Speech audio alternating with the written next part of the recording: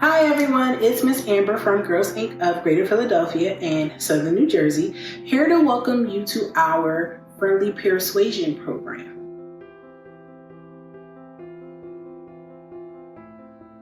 Friendly PEERsuasion, also known as Friendly Peer, is a prevention program that helps you navigate through the different obstacles that you may come in contact with as you grow older.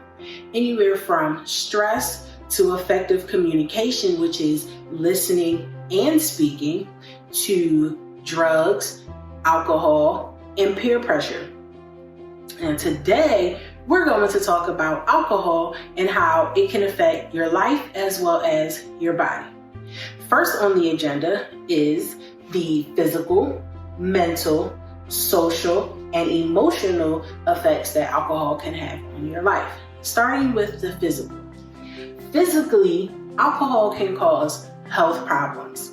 It can cause you to become violent and abusive towards the people that you love. It can cause blurred vision, which means it looks like you're trying to see through fog. It can cause bad breath. It can cause stomach aches and vomiting and even slurred speech, which means you sound like you have a mouthful of marshmallows.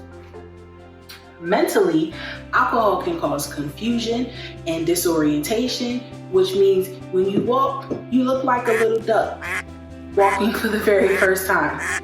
It can cause memory lapses, which means you forget information that normally will come to you very easily, like your name, your address, your age, and your phone number.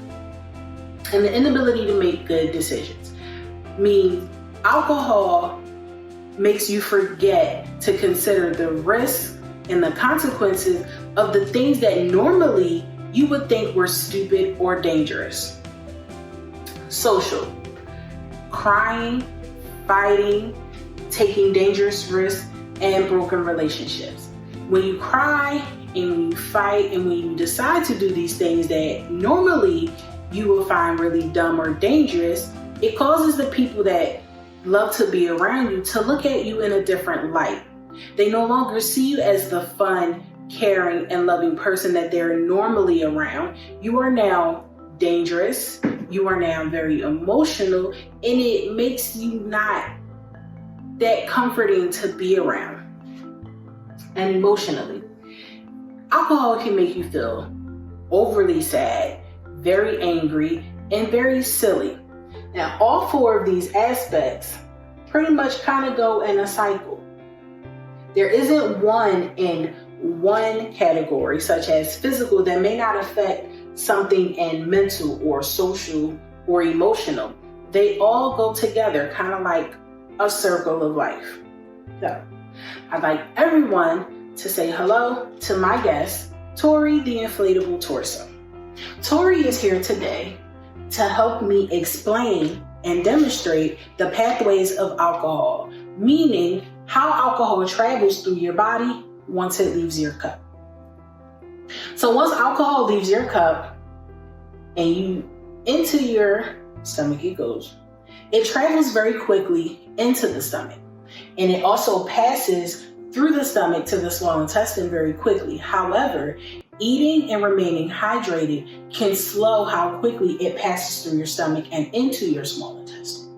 Once it reaches the small intestine, because alcohol is not a food, it cannot be digested, so it quickly enters the bloodstream. Once alcohol enters the bloodstream, it travels to the different parts of the body.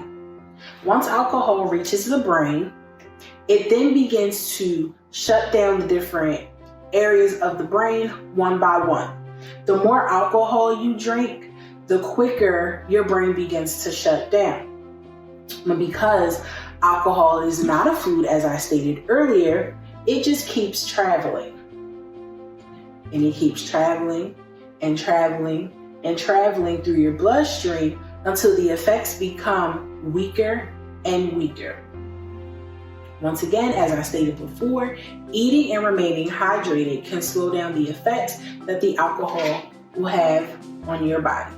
So, once again, I'm going to give my guest Tori a round of applause. And now we're going to go visit Miss Saira, who's going to explain to you the peer pressure that you may go through when it comes to using alcohol. Bye. Hi everyone, I am Miss Saira. Now that you know the negative effects of alcohol, we're going to talk about some ways that you can say no to drinking. An easy way to do this is to use the 4 Ds of friendly refusal. And we're going to start off with the first D, which is define. We're going to define the situation and what it is that you're being pressured to do. So let's go through an example. Let's say you have a friend who just had like a really bad day. She might have flunked a test, she might have gotten in a fight with another one of her friends, just, really unhappy. And she might ask you, hey, I've had a really bad day. Would you mind coming over and hanging out? I'm gonna invite some of my other friends over too. It's not a big deal, we're just gonna chill. It's kind of like a party, we're gonna drink. My parents won't be home till like 11:30, so it's totally cool, you should come hang out. We're gonna stop and we're gonna define the situation. So you're gonna ask yourself a bunch of questions to help you understand what's going on. And we're gonna start with some really simple ones. So what's going on? The answer to that would be a party, hanging out, there's gonna be some drinking, that type of thing. Ask the question, what's going on? Next, ask who's going to be there. Do you know all of these people? Who are her friends? Do you like these people? Maybe it's people you don't necessarily get along with, but ask yourself who is going to be there. And then start kind of digging deeper into those questions. So, are we going to be doing something illegal? Is there going to be underage drinking, something that I could get in trouble for? Am I going to have to lie about it? Am I going to have to lie to my mom to convince her to let me go over here? Ask yourselves as many questions as you can to understand what the situation looks like. And then after you've done that, we're going to move on to the second D, which is determine. And you're going to determine the risk and the consequences. So risk and consequences are things that happen after you do something.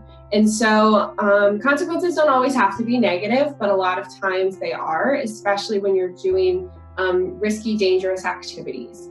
So ask yourself, what are some things that might happen if this party happens? Where's the alcohol coming from? Is it your friend's parents? What happens if the next day they open the fridge and they realize half of it is missing?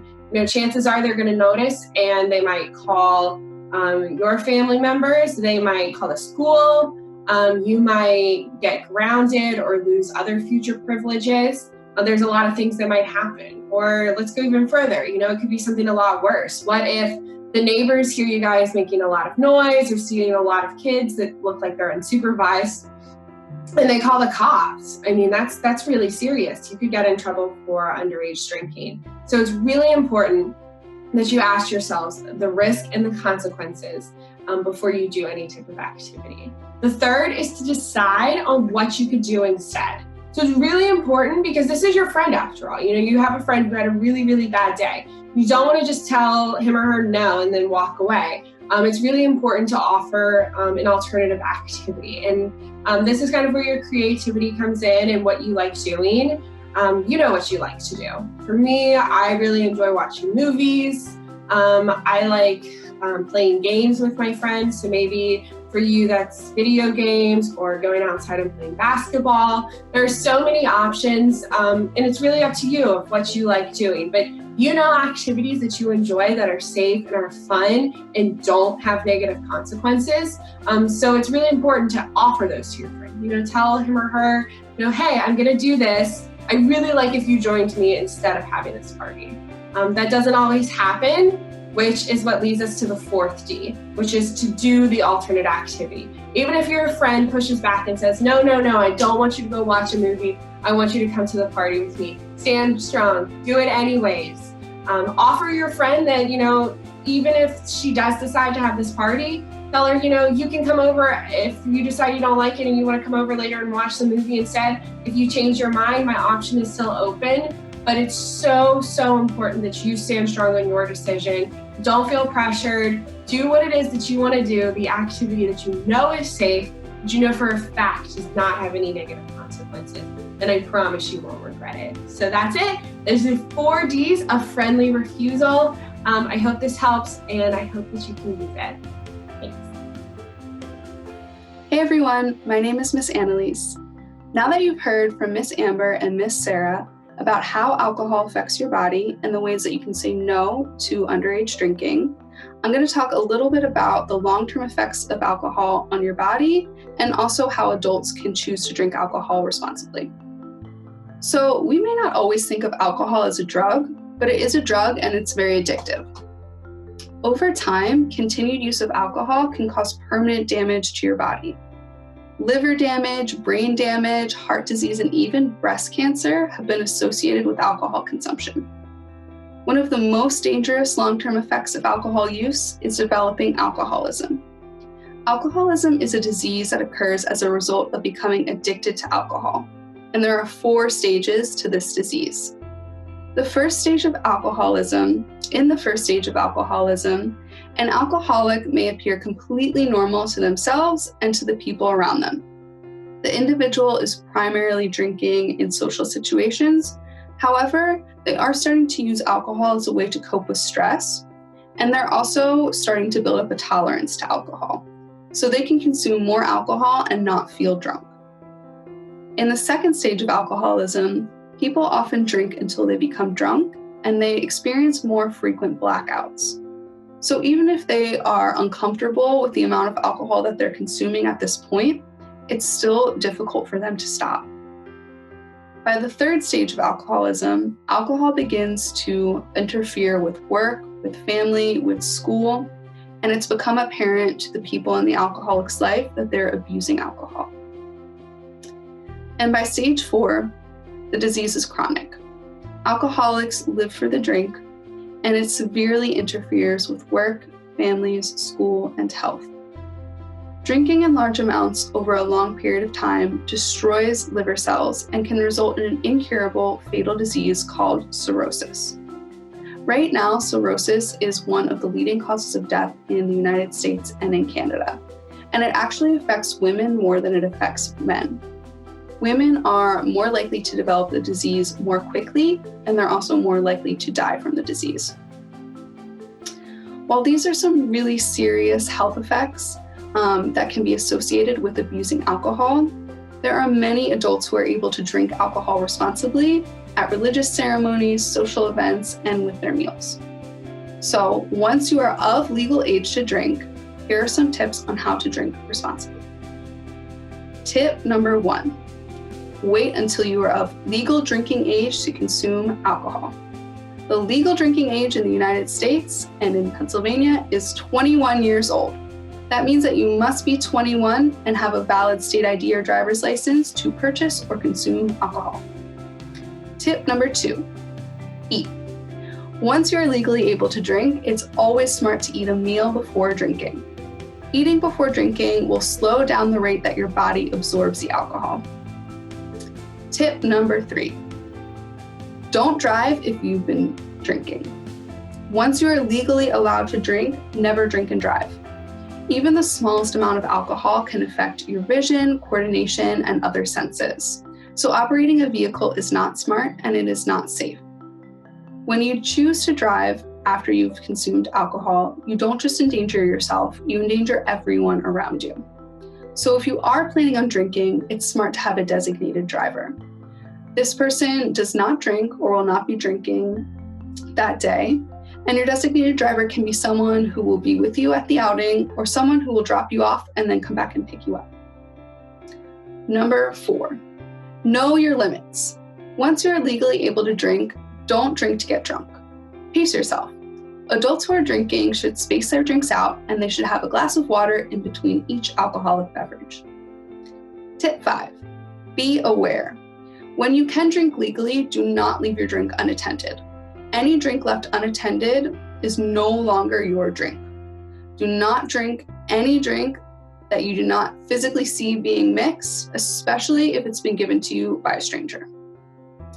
And our final tip, no alcohol at all.